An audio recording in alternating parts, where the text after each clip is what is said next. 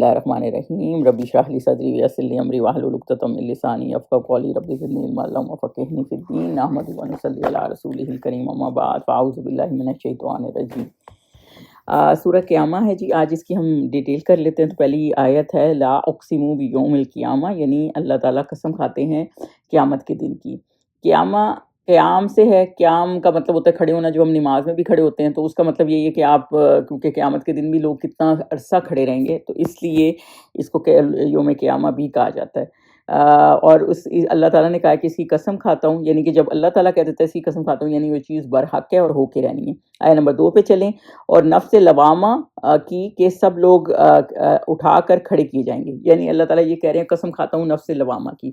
تو نفس ایک امارہ ہوتا ہے، ایک لفظ لوامہ ہوتا ہے۔ نفس امارہ وہ ہوتا ہے جو برے کام کی طرف بلاتا ہے آپ کو، اور نفس لوامہ جس کا یہاں ذکر آیا ہے اس کا مطلب ہوتا ہے انسان کو ملامت کرتا ہے کہ گناہ کیوں کیا۔ اگر آپ سے کوئی برائی ہو گئی ہے تو وہ آپ کا ایک گلٹ آپ کو ہوتا ہے کہ آپ نے کیوں کیا، اور نیکی کرو کیونکہ آپ پیچھے رہ جائیں گے، تو آپ نے کیوں گناہ کیا۔ تو یہ جو نفس لوامہ ہے نا، یہ اچھی چیز ہے، یعنی برائی چھوڑنے اور نیکی کے لیے موٹیویٹ کرتا ہے آپ کو۔ اور ایک سٹیج آتی ہے کہ انسان نیک ہو جاتا ہے، اور پھر وہ جب وہ سٹیج آ جاتی ہے نا کہ پھر بالکل ہی آپ کو گلٹ ہو کے پھر آپ گناہ چھوڑ دیتے ہیں، پھر وہ نفس مطمئنہ پہ آ جاتے ہیں آپ، کہ بالکل آپ نا ایک سیٹسفائی طریقے سے ہو جاتے ہیں۔ تو بیسیکلی اس میں اللہ تعالیٰ بتا رہا ہے کہ نفس لوامہ کے سب لوگ اٹھا کر کھڑے کیے جائیں گے، جن کو یہ گلٹ بھی ہوگی کہ ہم نے گناہ کیوں کیا، ہم نے برا کیوں کیا۔ اچھائی آپ کریں تاکہ آپ کو اس کا اجر ملے گا، برا نہ کریں جو آپ کو ہمیشہ ملامت کرتا رہتا ہے کہ آپ نے کیوں برائی کی، کیونکہ آخرت میں جو ہے نفس بھی آپ کو ملامت کیا کرے گا نا کہ کیوں آپ نے وقت ضائع کیا، کیوں آپ نے نیکی نہیں کی، اتنا ٹائم کیوں ضائع کیا۔ آگے اللہ تعالیٰ یہ کہہ رہے ہیں آیت نمبر 3 میں، کیا انسان یہ خیال کرتا ہے کہ ہم اس کی بکھری ہوئی ہڈیاں اکٹھی نہیں کریں گے۔ تو اللہ تعالیٰ یہ کہتا ہے کہ کیا انسان سمجھتا ہے ہڈیاں اکٹھی نہیں ہوں گی اور وہ دوبارہ زندہ نہیں ہوگا، کیونکہ اس وقت مشرکین مکہ کا یہی ایشو تھا۔ عدی بن ربیعہ اور جو کچھ اور لوگ تھے کفار مکہ میں، ان کو تھا کہ قیامت کے دن ہم کیسے وہ ہڈیاں لے کے آ جاتے تھے، اور یہ کہتے تھے چورا چورا کیسے انسان بنیں گے نا۔ یا یہ ابو جہل کے بارے میں بھی کئی تفاسیر میں کہا جاتا ہے کہ وہ کہتا تھا کہ ہڈیاں کیسے زندہ ہوں گی۔ تو بہرحال یہ اس وقت کے کفار کا یہ ایشو تھا کہ مر کے دوبارہ بندے زندہ نہیں ہوتے، ان کا یہ عقیدہ تھا، تو یہ کس طرح زندہ ہوں گے۔ تو اللہ تعالیٰ کہتے ہیں کہ یہ خیال کرتا ہے انسان کی ہڈیاں بکھری ہوئی اللہ اکٹھا نہیں کرے گا۔ تو آیت نمبر 4 پہ ہے بلا، بلکہ ضرور کریں گے، اور ہم اس بات پر قادر ہیں کہ اس کی کے پور کو درست کریں گے۔ یعنی اللہ تعالیٰ یہ کہہ رہے ہیں کہ وہ اس کو زندہ کریں گے، اور ان کے چھوٹے چھوٹے حصے پر، یعنی کہ اللہ تعالیٰ چھوٹی چھوٹی چیزوں کو بھی اکٹھا کرنے میں قادر ہے۔ دیکھیں فنگر پرنٹس بھی آپ دیکھیں تو دنیا میں ہر انسان کے ڈفرینٹ ہیں، اور آپ اتنے دنیا میں انسان ہیں اور ہر کسی کے فنگر پرنٹس ڈفرینٹ ہیں، تو سوچیں کتنی اللہ تعالیٰ کی یہ بھی ایک معجزہ ہی ہے نا کہ ہر کسی کے الگ ہے۔ تو ہڈیاں اکٹھی کرنا کون سی ایسی بات ہے، یہ بالکل ایسے جیسے سیڈ سے ایک درخت کھڑا ہو جاتا ہے، تو ایسے تو کہیں سیڈ سے کیسے وہ درخت دوبارہ سے کھڑا ہو جاتا ہے نا۔ تو وہ اللہ تعالیٰ نے کہا کہ اللہ ہر چیز پر قدرت رکھتا ہے، اللہ کچھ بھی کر سکتا ہے، بلا قادرین۔ آیت نمبر 5 پہ چلیں، مگر انسان چاہتا ہے کہ آگے کو خود شریک کرتا جائے، لیکن اللہ تعالیٰ چاہتے ہیں کیونکہ انسان گناہ نہیں چھوڑنا چاہتا، اس لیے ڈے آف ججمنٹ کو مانتا نہیں ہے، اور ہر وقت بحث ہی کرنا چاہتا ہے، کیونکہ وہ قرآن کی طرف آنا نہیں چاہتے تھے مشرکین مکہ، تو ہر وقت وہ کوئی نہ کوئی ایشو کھڑا کر لیتے تھے، کیونکہ اپنی زندگی بدلنا نہیں چاہتے تھے، تو حقیقت کو ماننے سے انکار کرتے تھے۔ آیا نمبر 6 پہ چلیں، یسألو سوال کیا گیا ہے کہ قیامت کا دن کب ہوگا۔ تو وہ یہ حضور صلی اللہ علیہ وسلم سے پوچھتے تھے کہ کب، اگر آپ کہتے ہیں کہ قیامت کا دن کب ہوگا تو پھر بتائیں کہ قیامت کب ہوگی۔ ہمیں اور بھی سٹوریز میں پتہ چلتا ہے نا کہ قیامت کا دن کب ہوگا، تو کہ وہ یہی پوچھتے تھے تفسیر میں کہ قیامت کا دن کب ہوگا، تو وہ ان کو یہ تھا کہ قیامت کا دن کب ہوگا۔ اور کیونکہ حضور صلی اللہ علیہ وسلم تو اللہ کے نبی تھے، تو انہیں تو ہر چیز وہی غائب کا بھی اتنا ہی پتہ تھا جتنا اللہ تعالیٰ نے ان کو نالج دیا ہوا تھا۔ آیا نمبر 7 پہ چلیں، جب آنکھیں چندھیائی جائیں گی، فائزہ برقل بصر، یعنی کہ اللہ تعالیٰ یہ کہہ رہے ہیں آنکھیں چندھیائی جائیں گی، یعنی جب قیامت آئے گی نا تو آنکھیں ہی لوگوں کی چندھیا جائیں گی۔ آگے چلیں، اور چاند خسف القمر، اور چاند گہنا آ جائے گا، یعنی چاند بے نور ہو جائے گا۔ جب سورج ختم ہوگا تو روشنی کہاں سے آئے گی، کیونکہ سورج تو چلا جائے گا نا، تو پھر چاند تو لائٹ ہی اس سے لیتا ہے سورج سے، تو پھر چاند کی روشنی بھی ختم ہو جائے گی۔ اور سورج اور چاند جمع کر دیں گے، یعنی جمع ہو جائیں گے سورج اور چاند، مغرب سے دونوں نکلیں گے، یا دونوں کی روشنی ختم ہو جائے گی، یا ٹکڑے ٹکڑے ہو جائیں گے۔ یا باقی اللہ تعالیٰ بہتر جانتے ہیں. بہرحال جو ہم تفاسیر سے کی روشنی میں جو ہمیں پتہ چل رہا ہے وہ آیات میں وہ یہی ہے کہ سب کچھ جو ہے ختم ہو جائے گا. اور آگے اللہ تعالیٰ آیت نمبر 10 میں بتا رہے ہیں یقول الانسان، اس دن انسان کہے گا کہ اب کہاں بھاگ جاؤں. تو اب انسان کہے گا میں کہاں بھاگوں، مطلب کہاں اپنی جان بچاؤں. جان بچانا مشکل ہو جائے گا نا، کیونکہ اللہ تعالیٰ تو ہر اس بندے کو بھی لے آئے گا. ایون کسی کی لاش جہاز سے گری ہے یا کوئی دریا میں ڈوب کے مرا ہے، ہر بندے اس دن اکٹھے ہو جائیں گے. 11 پہ چلیں. بے شک کہیں پناہ نہیں. تو اللہ تعالیٰ کلا لا وزر، تو اللہ تعالیٰ کہے گا کہ بے شک کہیں پناہ نہیں، یعنی کہیں چھپنے کی جگہ نہیں ملے گی. تبھی کہتے ہیں نا کہ زمین بالکل چٹیل میدان ہو جائے گا. ایک یہ بھی کانسیپٹ ہے اسکالرز کا، کیونکہ پہاڑ بھی روئی کی گالی کی طرح اڑ جائیں گے. بالکل چٹیل میدان. اب چٹیل میدان میں آپ کہاں چھپیں گے؟ ابھی یہاں تو درخت ہیں، پہاڑ ہیں، چیزیں آگے پیچھے ہو جاتے ہیں، لوگ پتہ نہیں چلتا. لیکن جب بالکل چٹیل میدان ہو جائے گا تو کوئی کہاں چھپ سکتا ہے. اس روز پروردگار ہی کے پاس ٹھکانہ ہے. تو آیا نمبر 12 میں ہے کہ اس دن کوئی ٹھہرنے کی جگہ نہیں ہوگی. رب کے سامنے ہر کوئی کھڑا ہوگا اور وہاں کوئی بھی بے نام نہیں ہوگا. ہر کسی کو اللہ تعالیٰ ہی جانتا ہے، ہر کسی کے اعمال بھی اللہ تعالیٰ ہی جانتا ہے. تو ہر کوئی اللہ تعالیٰ کے سامنے حاضر ہوگا. آیا نمبر 13 پہ چلیں. اس دن انسان کو جو عمل اس نے آگے بھیجے اور پیچھے چھوڑے ہوں گے سب بتا دیے جائیں گے. یعنی اللہ تعالیٰ یہ کہہ رہے ہیں کہ اس دن بتا دیا جائے گا جو عمل آگے بھیجے، یعنی جو نیکیاں قدمہ جو ہوتا ہے وہ قدم آگے کو طرف بڑھتے ہیں نا، تو وہ آگے بھیجے. وآخرہ یعنی جو پیچھے چھوڑے، یعنی کہ جو پیچھے، کیونکہ کچھ عمل آپ پیچھے دنیا میں چھوڑ آتے ہیں اور وہ آپ کے لیے جاریہ کئی ثواب کا سبب بن جاتے ہیں. جیسے کسی نے مسجدیں بنائی ہیں یا کوئی تعلیم ایسی دے کے گیا جو جاری ہے، یا کسی نے گناہ کے کام چھوڑ کے گیا ہے کہ تھیٹر بنائے ہوئے ہیں یا کچھ ایسی چیزیں بنائی ہوئی ہیں، تو پھر وہ اس میں بھی وہ جو پیچھے چھوڑے تو وہ آپ کو برائی اس کی ملتی رہتی ہے. اور جو بھلائی ہوتی ہے، اگر نیکی کا کام چھوڑ کے گئے ہیں تو بھلائی آپ کو ملتی رہے گی. تو جیسے اولاد کو اگر آپ نے نیکی سکھائی ہے اور وہ آپ کے لیے دعا بھی کر رہی ہے اور نیک عمل کر رہی ہے، تو اس کا بھی اجر آپ کو بھی ملتا رہے گا. تو یہی. اور گناہ اگر کوئی چھوڑ گئے ہیں اولاد کو کہ گناہ کی طرف لگا کے کہیں، تو جو وہ گناہ کرتے ہیں تو اس کا بھی جو اس کے بھی اعمال ہیں وہ بھی آپ کے حصے میں آتے رہیں گے. تو اللہ تعالیٰ نے اس میں یہ بتایا کہ سب اس کو بتا دیے جائیں گے. یعنی کہ اس کو اس طرح لے لیں کہ کس چیز کو انسان نے دنیا میں پرائورٹی رکھا نا، دنیا یا آخرت، وہ سب اس کو بتا دیے جائیں گے. دنیا میں آخرت کا کیا ویلیو رکھی تھی یا آگے کے لیے کیا رکھا تھا، سب بتا دیے جائیں گے. ایک حدیث پاک کا مفہوم اس طرح ہے کہ 3 اعمال کے سوا، یعنی صدقہ جاریہ، باقی سب ختم ہو جاتے ہیں. نمبر 1 صدقہ جاریہ رہ جاتا ہے. نمبر 2 علم کو پھیلایا ہو وہ رہ جاتا ہے. نمبر 3 یا نیک اولاد جو دعا کرے آپ کے لیے. باقی جو ساری چیزیں ہیں نا وہ دنیا میں رہ جاتی ہیں. آئے نمبر 14 پہ چلیں. بلکہ انسان اب آپ اپنا گواہ ہے. یعنی انسان خود ہی گواہ ہوگا اس نے کیا کیا کیا ہے. جب آپ کے سامنے آپ کے اعمال آ جائیں گے تو آپ کیا کہیں گے؟ ہم نے نہیں کیا. تو آپ کو سمجھ آ جائے گی کہ یہ سارا کچھ ہی آپ نے کیا ہے.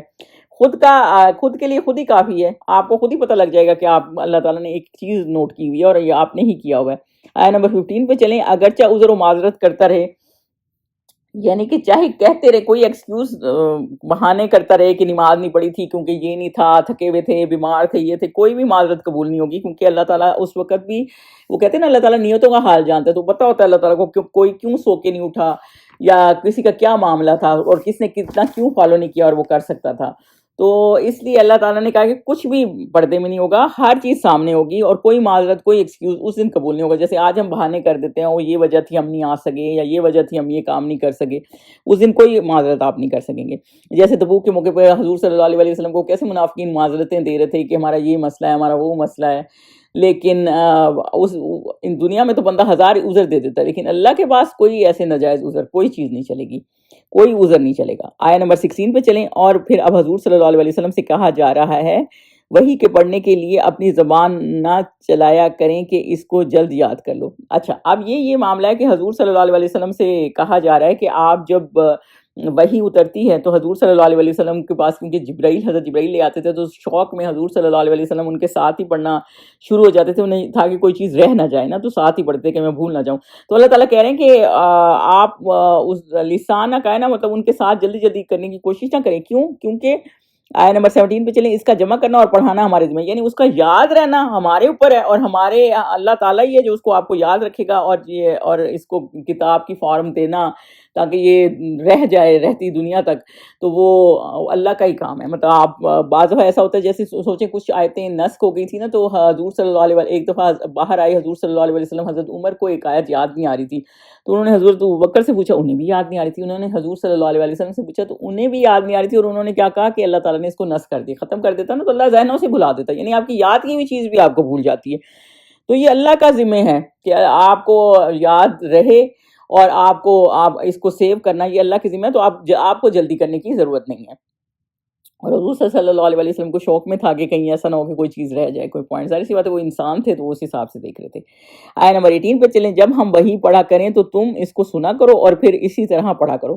تو بیسیکلی اللہ تعالیٰ یہ کہہ رہے ہیں کہ جب حضرت جبرائیل آپ صلی اللہ علیہ وسلم کے پاس وحی لے کے آتے ہیں تو آپ اس کو پڑھ لیا، جیسے وہ سنا رہے ہوتے ہیں اس کو سن لیا کریں، پڑھ لیا کریں، اس کی ترتیب اللہ نے بتائی ہوئی ہے، کیونکہ آیتیں آگے پیچھے ہیں نا، کوئی پہلے اتری ہے سورہ بقرہ کی آخری 2 آیتیں تو مدینہ میں اتری ہیں، سورہ بقرہ تو مکی صورت ہے، تو سوری مدنی صورت ہے، تو آخری 2 آیتیں تو جو ہیں مکہ میں اتری ہیں۔ تو یہی والا مسئلہ ہے نا کہ آپ کئی صورتیں ہیں جن کی کچھ آیتیں مکہ کی ہیں، کچھ مدینہ کی ہیں، لیکن یہ ترتیب اللہ تعالیٰ نے دی ہے۔ تو جب اللہ تعالیٰ نے کہا ہے کہ وہی ہم بھیجیں تو آپ اس کو سنیں اور پھر اس کو پڑھا کریں، کیونکہ اس کو اللہ تعالیٰ ہی مینٹین کریں گے سارا، اور وہی اللہ تعالیٰ نے صورتیں ایک طریقے سے مینٹین کی ہوئی ہیں اور ان کا سیکوینس بھی آپس میں ہے۔ جیسے ایک صورت ختم ہوتی ہے تو جس ٹاپک پہ ختم ہوتی ہے آپ نے کبھی نوٹ کریں، قرآن کی اگلی صورت پھر اسی ٹاپک سے شروع ہوتی ہے اور اسی کو آگے لے کے جاتی ہے۔ آیت نمبر 19 پہ چلیں، پھر اس کے معافی کا بیان بھی ہمارے ذمہ ہے، اس کے معنی کا بیان بھی ہمارے ذمہ ہے۔ تو جب اللہ تعالیٰ یہ کہہ رہے ہیں کہ اس کو ڈیٹیل بتانا سمجھانا سب اللہ کے ذمہ ہے، تو جبرائیل جب بتاتے تھے کوئی چیز سمجھ نہیں آتی تھی نا تو آپ صلی اللہ علیہ وسلم پوچھتے تھے کہ یہ کیسے ہیں، تو وہ ایک آیت کی تفسیر یا وہ ان کو کہ اس کو کیسے مطلب انٹرپریٹ کرنا ہے یا کیسے اس کو سمجھنا ہے، تو وہ ان کو سمجھا کے جاتے تھے۔ تو یہ سارا کچھ یا پھر اس کو کچھ تفسیر میں اس طرح بھی ہے کہ ایسے ہے کہ جیسے اس کی ایکسپلینیشن اللہ تعالیٰ نے حضور صلی اللہ علیہ وسلم کے ذہن میں اتنی حکمت ڈال دی تھی کہ وہ اس کو سمجھ پاتے تھے اور جس طرح اللہ تعالیٰ چاہتا تھا ویسے ہی لوگوں کو ڈیلیور کر دیتے تھے۔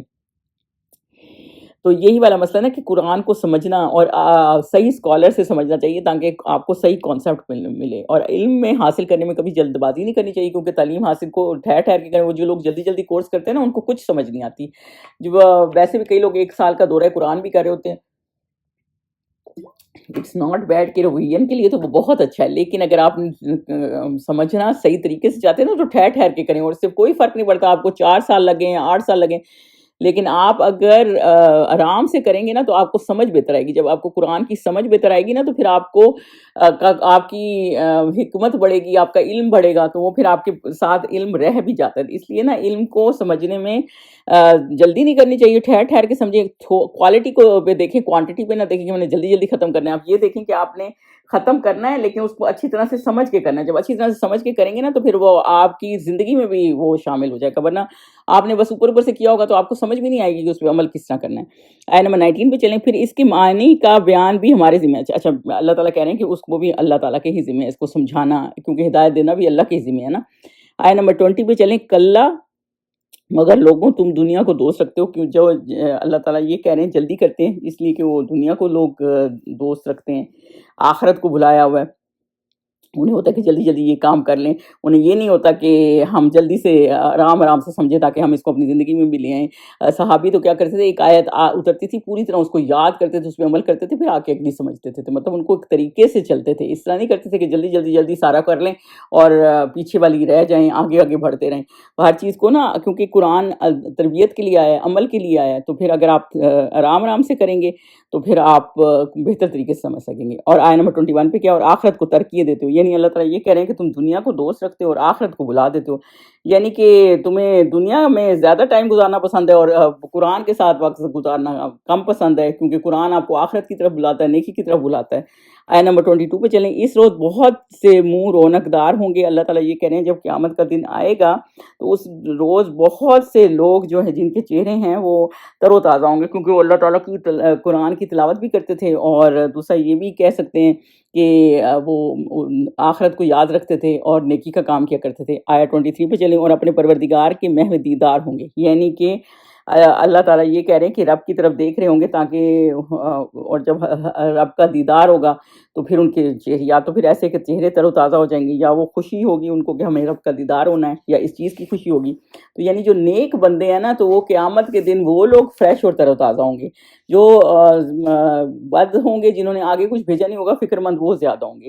اور سوچیں آپ جو لوگ ان کی خوشی کا کیا عالم ہوگا جن کو پتہ چل جائے گا کہ آپ کو جو ہے جنت ملنے والی ہے، تو وہ ان کے چہرے کتنے تر و تازہ ہوں گے، وہ راحت میں ہوں گے، چہرے چمک رہے ہوں گے، اور ایک حدیث پاک کا مفہوم ہے ایسے ایسے دکھیں گے جیسے چاند کو دیکھتے ہوں، سب دیکھیں گے کہ کسی کو کم نہ نظر آئے گا، یعنی اللہ تعالیٰ کو وہ ایسے دیکھ رہے ہوں گے جیسے چاند کو دیکھتے ہیں، تو سب کو دکھے گا اللہ، جو جنتی لوگ ہوں گے، جو نیک لوگ ہوں گے۔ آیا نمبر 24 پہ چلیں، اور بہت سے منہ اس دن اداس ہوں گے، اور ایسے بھی کئی مجرم لوگ ہوں گے جن کے چہرے اداس ہوں گے، اور وہ کیوں اداس ہوں گے؟ کیونکہ وہ اللہ کی رحمت سے محروم ہوں گے، تو وہ ان کے چہرے اداس ہوں گے۔ آیا نمبر 25 پہ چلیں، خیال کریں گے کہ ان پر مصیبت واقع ہونے کو ہے، کیونکہ انہیں یہ ڈر ہوگا کہ اب یہ نہ ہو کہ ہم نے آگے اعمال نہیں بھیجے تو اب ہمارے اوپر ہمارا انجام کیا ہوگا، کیونکہ دوزخ تو ہر کسی کو دکھائی جائے گی نا، اور جب پولیس رات بھی پار کر رہے ہوں گے تو نیچے ساری آگ ہی جل رہی ہوگی، کئی اس میں گر جائیں گے، کئی اس کے کیلوں میں پھنس جائیں گے، تو جن کے پاس نور کم ہوگا، وہ ظاہر نور جتنی روشنی جتنے اعمال کا نور ہوگا، وہ جتنے نور جس کے پاس زیادہ ہوگا اتنی جلدی وہ برج کراس کر لے گا، اور جس کا کم ہوگا اور اندھیرے میں کسی کا بجھ رہا ہوگا، چل رہا ہوگا، بجھ رہا ہوگا، تو وہ پھر ان کے لیے اتنی مشکل ہوگی، اور ایک کا نور دوسرے کے کام بھی نہیں آئے گا، تو پھر وہ کتنی اس میں ہوں گے، ہر کسی کو یہ ڈر لگا ہوگا کہیں وہ نیچے نہ گر جائیں۔ دوسرا یہ کہ جب کتابیں لیفٹ ہینڈ میں دی جاری ہوں گی اور اصلیت سامنے آ جائے گی، اور جن کو لیفٹ ہینڈ میں ملیں گی، رائٹ میں نہیں ملیں گی، تو وہ بھی ان کو بھی ہوگا کہ اب آگے ہمارا انجام بہت برا نہ ہو جائے۔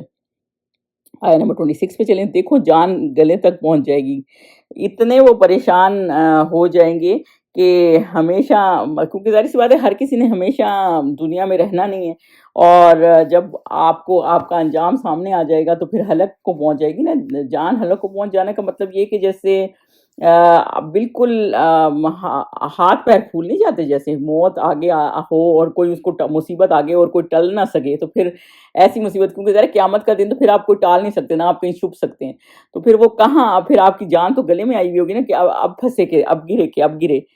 27 پہ چلیں، اور لوگ کہنے لگیں اس وقت کون جھاڑ پھونک کرنے والا ہے، تو اس وقت کون بچائے گا، کون دم کر دے یا پھونک مار کے بچا لے گا، اس وقت کون بچا سکے گا؟ کوئی بھی نہیں۔ آئے 28 پہ چلیں، اور اس نے سمجھا کہ اب سب سے جدائی ہے، تو جانے والے کو پتہ ہے کہ جدائی کا وقت آ گیا ہے، تو اللہ تعالیٰ اس میں یہ کہہ رہے ہیں کہ جانے والے کو پتہ لگ جائے گا کہ اب سب جو ہے نا جدائی کا وقت آ گیا، یعنی یا تو اس کو اس طرح لے لیں کہ روح جب گلے تک پہنچتی ہے، جب نکلنے والی ہوتی ہے اور روح نکلنے والی ہوتی ہے، تو اس بندے کو پتہ لگ جاتا ہے کہ اب جدائی کا وقت آ گیا ہے، یہ جو موت کا وقت آ رہا ہوتا ہے نا، اور پنڈلی سے پنڈلی لپٹ جائے، یعنی پنڈلی سے پنڈلی یعنی بے چینی سے پیر دوسرے پر مارتے ہیں، کبھی زبان دانتوں پہ ہوتی ہے، مطلب تکلیف میں نہیں ہوتا جیسے بندہ، تو اس طرح سے کوئی طاقت نہیں ہوتی جیسے بندے میں، اور کچھ بول بھی نہیں سکتا، یا تو دنیا کا آخری دن جب ہوتا ہے، آخرت کا پہلا دن ہوتا ہے، تب یہ سانسیں جب اکھڑ رہی ہوتی ہیں، تب اس طرح کے حالات ہو جاتے ہیں، اور یا پھر ایسی پریشانی میں انسان ہوگا اس دن جب قیامت کا روز کا منظر دکھایا گیا ہے کہ جب آپ قیامت کے دن آپ کے کسی چیز کے اعمال نہیں ہوں گے، تو بالکل وہ ایسے برے حال میں ہوگا، اور یا پھر یہ ہے کہ جب روح نکل رہی ہوتی ہے تو وہ پھر پیر پہ پیر مار رہے ہوتے ہیں، اور دنیا میں تو آپ بڑی اپنے آپ کو شان و شوکت میں سمجھ رہے ہوتے ہیں نا، کسی کو اپنے منہ برابر نہیں سمجھ رہے ہوتے، لیکن جب موت کا وقت قریب ہوگا، فرشتے دم نکال رہے ہوں گے، تو اس وقت برے حالات ہوں گے۔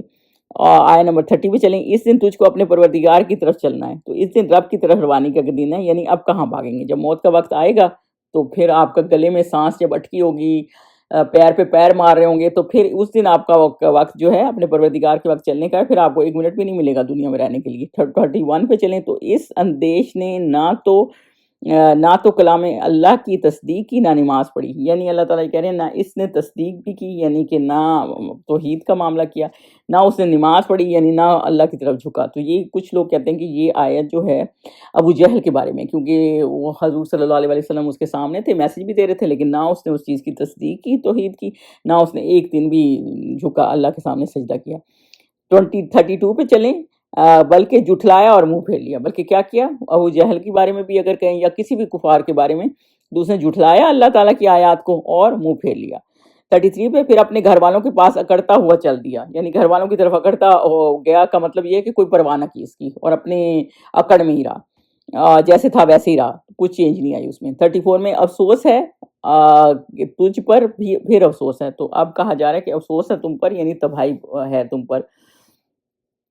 تو جب آپ صلی اللہ علیہ وسلم پر یہ آیتیں نازل ہوئی نا، تو ابو جہل جو ہے 34 اور 34 اور 35 کے بارے میں، یہ اب کچھ تفاسیر میں آتا ہے کہ ابو جہل کے بارے میں ہے، تو کہ یہ آیتیں نازل ہوئی کیونکہ وہ اپنے آپ کو بہت طاقتور سمجھتا تھا، اکڑتا رہتا تھا، تو اس کے بارے میں یہ آیتیں تھیں کہ اور کیونکہ وہ حضور صلی اللہ علیہ وسلم کی ایک حدیث پاک کا مفہوم ہے نا کہ میری امت کا فرعون جو ہے یہ ابو جہل ہی ہے، یعنی اتنا زیادہ یہ مسلمانوں کو تنگ کرتا تھا. سوچیں فرعون کتنا تنگ کرتا تھا، لوگوں کے بچے قتل کر دیتا تھا، تو یہ بھی اسی ٹریک پہ تھا. تو بیسیکلی اللہ تعالیٰ یہ کہہ رہے ہیں کہ افسوس ہے، یعنی اتنا میسج اس کو سمجھایا. نبی پاک خود آئے، خود اس دور میں تھے. سوچیں عام اسکالر کبھی کبھی آپ سنتے ہیں تو آپ پہ اثر ہو جاتا ہے، اور جب نبی پاک صلی اللہ علیہ وسلم خود سمجھا رہے تھے تو کتنے وہ بات زبردست ہوگی. 36 پہ چلیں. کیا انسان خیال کرتا ہے کہ یوں ہی چھوڑ دیا جائے گا؟ تو اللہ تعالیٰ یہ کہہ رہے ہیں کہ انسان یہ سمجھتا ہے کہ بے مقصد پیدا کیا گیا ہے اور جو مرضی کرتا پھر اسے کچھ نہیں پوچھا جائے گا، اس کے آنے کا کوئی مقصد نہیں ہے، اس کے اعمال کا کوئی حساب کتاب نہیں ہوگا. بعض وہ تو آپ دیکھتے ہیں کہ ظالم کو دنیا میں سزا ہی نہیں ملتی، تو اللہ تعالیٰ، تو آپ صبر کس بات پہ کر رہے ہوتے ہیں کہ اللہ تعالیٰ ہے نا، تو ایک دن آئے گا کہ اللہ تعالیٰ ہر چیز کا حساب لے گا. 37 پہ چلیں. کیا یہ علم یکون نطفتم من منین یمنا، یعنی کہ کیا وہ منع کا جو رحم میں ڈالی جاتی ہے ایک قطرہ نہ تھا؟ تو اللہ تعالیٰ یہ بتا رہے ہیں کہ وہ کیسے پیدا ہوا ہے، ایک قطرے سے پیدا ہوا ہے، نطفے کے قطرے سے پیدا ہوا ہے. تو اللہ تعالیٰ انسان کا حال بتا رہے ہیں کہ کیسے اس کی کریشن ہوئی ہے. پھر آگے یہاں اس کا پورا پروسیس لکھا ہوا ہے. سما کانا، سما ہوتا ہے پھر کانا علاقہ، یعنی کہ پھر گوشت کا لوتھڑا سا تھا، پھر اس کو بنایا، پھر اس کو اعضاء کو درست کیا. یعنی اللہ تعالیٰ نے پھر آیا نمبر 38 میں کہ پھر جمع کیا خون، پھر اس کی فنیشنگ کی، یعنی پھر اس کو بنایا، پھر اس کا اعضاء بنائے، اس کو ٹکڑا سا گوشت کا لوتھڑا سا بنا، خون کا ایک وہ لوتھڑا سا تھا، پھر اعضاء بنائے اس کے. پھر 39 پہ چلیں. پھر اس کی دو قسمیں بنائیں، ایک مرد اور ایک عورت، یا پھر اس کو اللہ تعالیٰ نے پھر کسی کو لڑکا بنا دیا، کسی کو لڑکی بنا دیا. 40 پہ چلیں. کیا اس خالق کو اس بات پر قدرت نہیں کہ وہ مردوں کو جلا اٹھائے؟ تو جو جس طرح اللہ تعالیٰ نے انسان کو پیدا کیا، یہ بھی ایک ایسی چیز ہے کہ آپ سوچتے ہیں کہ کوئی پیدا اس طرح ہونا کتنا ایک معجزاتی سی بات ہے. تو کیا انسان دوبارہ نہیں کھڑا کر سکتا؟ تو اللہ تعالیٰ یہ ایک دلیل دے رہے ہیں کہ اللہ تعالیٰ کے لیے کیا مشکل ہے. اللہ تعالیٰ نے انسان بنایا، حضرت آدم بنائے تھے تب تو کچھ بھی نہیں تھا، تو اللہ تعالیٰ چاہے تو کن فیکون بغیر کسی اس کے بنا سکتا ہے، اور اللہ تعالیٰ چاہے تو اس کا ایک پروسیس بتا دے، لیکن وہ پروسیس بھی اس طرح کا ہے کہ وہ بھی کوئی انسان کریٹ نہیں کر سکتا، وہ بھی اللہ تعالیٰ ہی کریٹ کر سکتا ہے. تو اللہ تعالیٰ کیا کہہ رہا ہے، جو اس ہر چیز کا خالق ہے، ہر چیز کو بنانے والا، تو کیا وہ دوبارہ کھڑا نہیں کر سکتا؟ جو تم سمجھتے ہو کہ وہ دوبارہ کھڑا نہیں ہوگا. یہ سورت کی تفسیر ہے. سبحانک اللہم و بحمدک، اشہد ان لا الہ الا انت، استغفرک و اتوب الیک.